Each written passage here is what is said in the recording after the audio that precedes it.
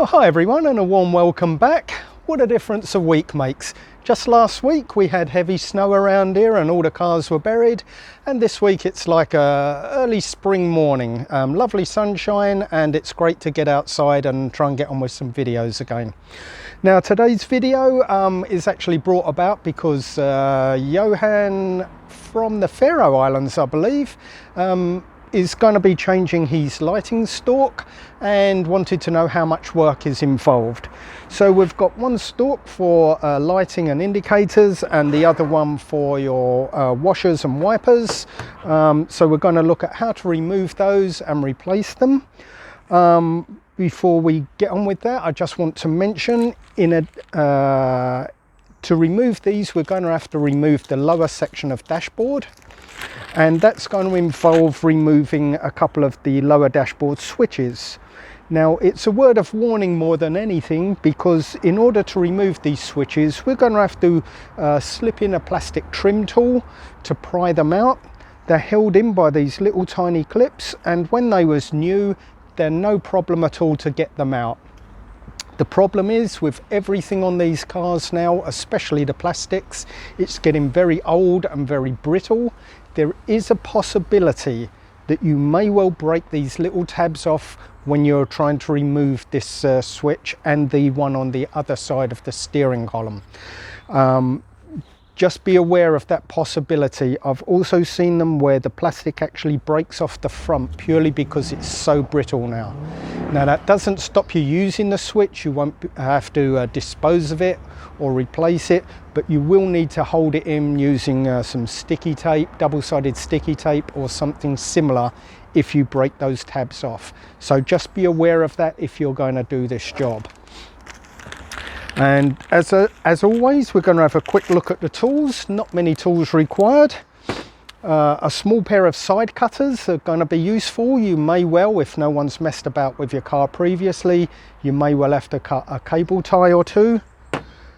A couple of plastic trim tools. A couple of screwdrivers, different lengths because some of the screws are buried right deep up inside the column, and a short one will help you to get to some of the tight spaces. And finally a 10mm wrench on a 1/4 inch drive. It doesn't need to be the small one, but it just helps because you're not going to be undoing anything particularly tight. So that's pretty much all you're going to need for tools. It's a relatively quick and easy job. So let's get on with it. Now for those of you watching this on YouTube, this car's probably going to be new to you.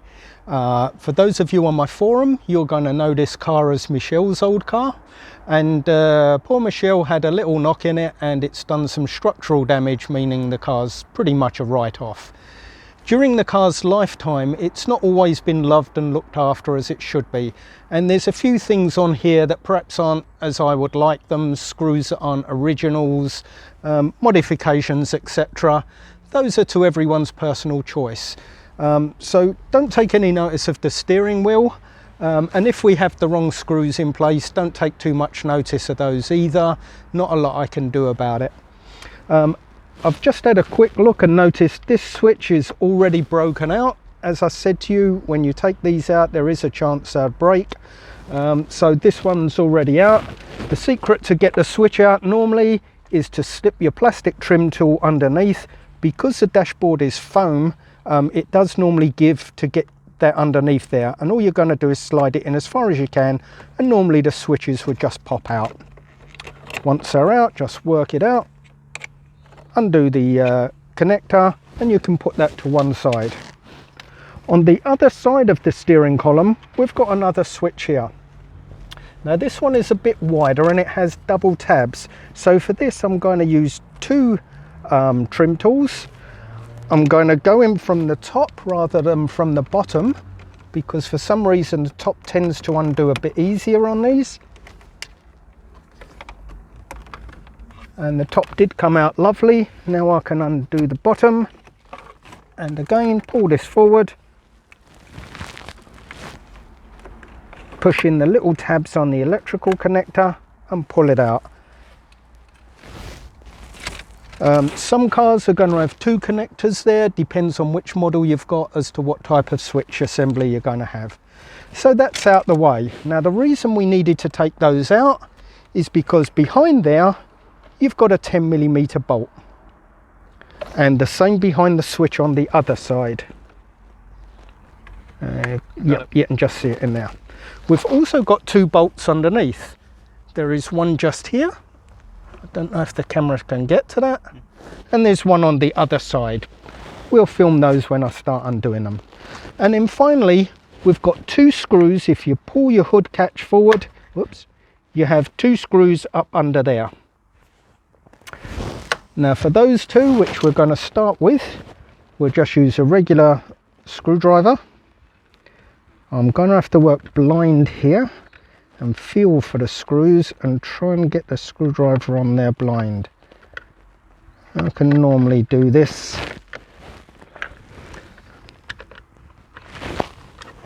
Normally.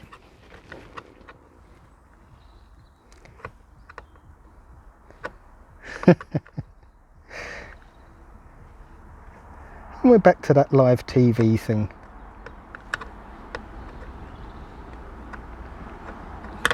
Okay, this time I'm going to have to actually look what I'm doing.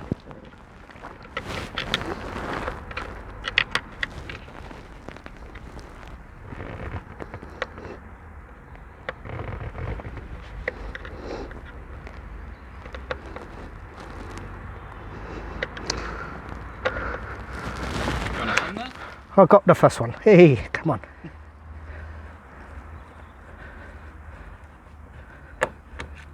So there's the first one. Then on the other side,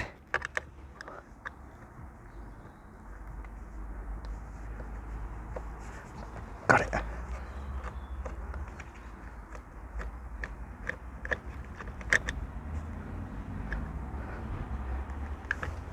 No, I had it.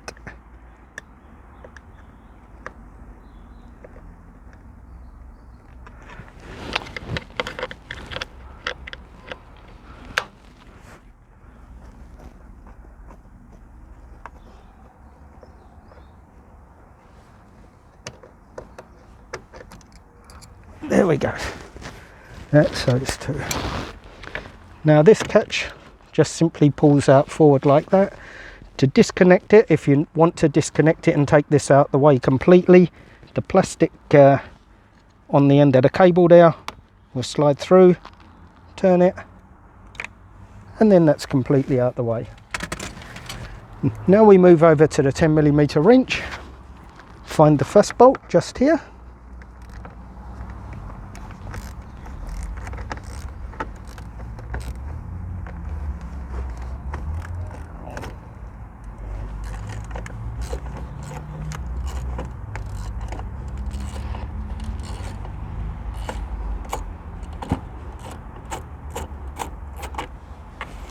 Like so. And then this one on the other side as well.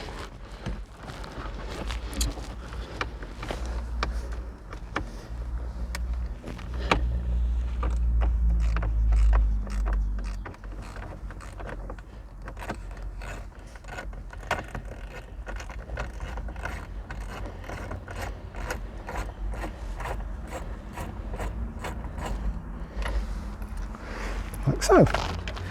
Now we'll go for the 2 that are through the switch holes, and this is why you need your extension. That goes nicely through the hole there. And try not to drop your bolt in there if you can. Just put your finger through to hold it and guide it out. One on the other side, again through the switch hole.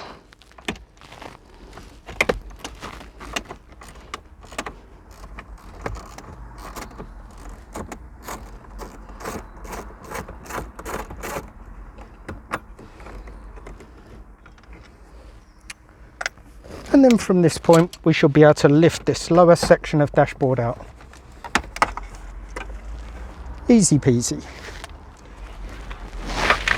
Now we need to take the cluster off. There are 4 screws 2 here, and then 2 further back. 2 of them you'll be able to get with a standard screwdriver. And you just have to feel around to find the head of the screw. It's 1.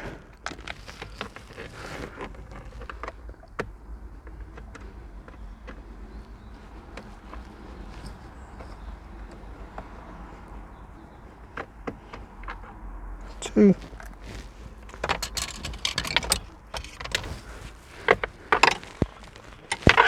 Then you need the longer one that goes right deep in the hole there. And that one is missing. It does look like it's been apart. The clips on the side here are all apart. Yeah. So there's no telling what we're going to find behind here then.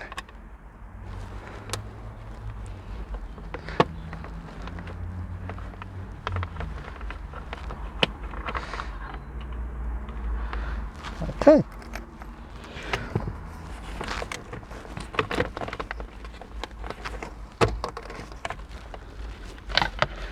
That's the bottom section off, and then by lowering the steering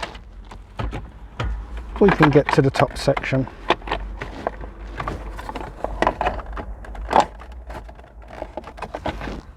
Another one of those gentle wiggles. Yeah, it will come. That's those 2. Now we're ready to get to the switches. Now before we start, what I need you to do is grab your side cutters. You have a cable tie here. You need to cut that first, or else you won't get the movement that you need with the cables in order to get the switch off. Then you can follow the cables from the switch to where they're plugged in. Okay, so sorry for the break-in video there. Something happened with the camera, so we've got to backtrack just a little bit. As I was saying, you do not need to unplug the wires to your ignition barrel. You only need to unplug the wires that go to the stalk, and they're easy to find. You just follow them down. Now you're going to see at the bottom, if your wiring hasn't been messed with too much and people have put things back together, there's a cable tie here that's supposed to be there, and it's a genuine Mitsubishi one, and these ones you do not need to cut. There's a little tab there. Pull the tab away and then the cable tie will undo and is reusable. Then there's one on the other side for the other cable. Again, if you locate it, pull the tab back, undo the cable tie. Nice useful thing, saves wasting cable ties. Now I can see some modifications have been done to the wiring here, so we may have to cut these. They shouldn't be there. I'm just trying to locate the plugs. I guess there's been some sort of aftermarket alarm or something fitted.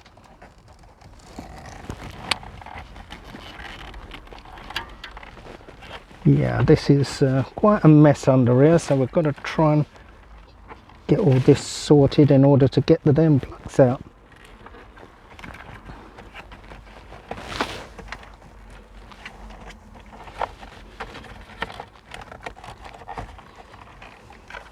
This is a problem when people mess with these cars. They never seem to put them back together properly, and then whoever needs it next can't do anything the way they want to do it.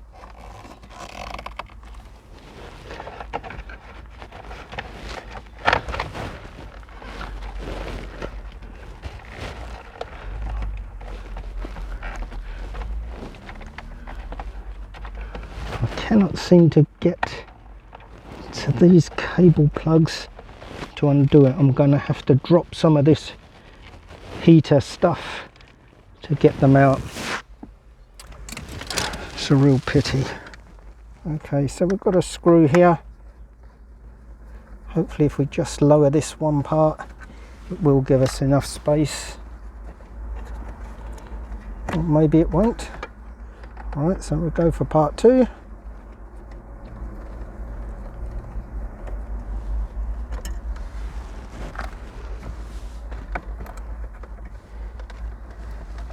Okay, there's our plug. Now with this one, 2 tabs, one on each side, push them in and then your plug will undo. We've got this added wire here. What on earth that's for, I do not know. So I'm just going to cut that. Yeah, who knows. So, you know, don't go cutting wires on your car unless you know what they're for. This car is going for scrap after, so I'm not worried about cutting additional wires. Now we follow the cables down for the switch on the other side. Locate the connecting plug. This one's a single tab. Push that in, disconnect the plug, and then we can pull that cable through. Now we're going to move onto this side and start on this side. However, I'll just show you first. We have a screw here and we have one here. We have exactly the same on the other side. So in case the camera can't get over there, all I'm going to do is those two screws.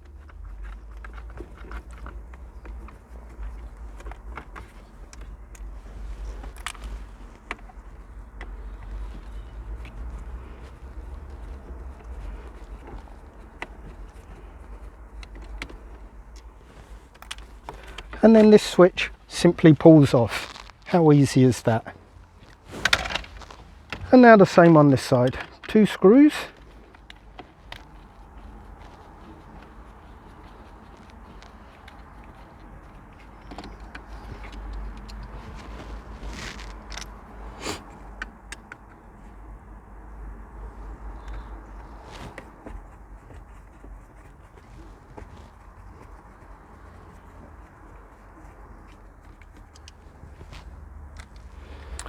And then this one comes out just the same. It's a little bit tighter, but it will work out. Easy as that. So, Joanne, that's how you need to do it. You don't need to remove all your steering column, which I know you was worried about needing to do. It's quite a quick and easy job to do. I'll be sending you this one because I know you think your one may be faulty, and seeing as this car's been broken, I'll make sure I send you this one. I will test it before I send it. To everyone else, I hope this video has been of use to you. If you look online, you'll see I've now got about 80 or so videos for this car, or these cars I should say, trying to cover every single possible part on the car, how to take it apart, test it, repair it, put it back together. So I hope you're subscribed to the channel. Keep on watching. I've also got a little forum which complements the channel. It's not to compete with other forums in any way. It is purely linked to this channel. It allows you to talk to other people that are watching. You can chat to me through the forum. You can get ideas and talk about other bits and pieces. So I'd like to see you on there. Make sure you introduce yourself. For now, thanks for watching, and I hope to see you on the next video.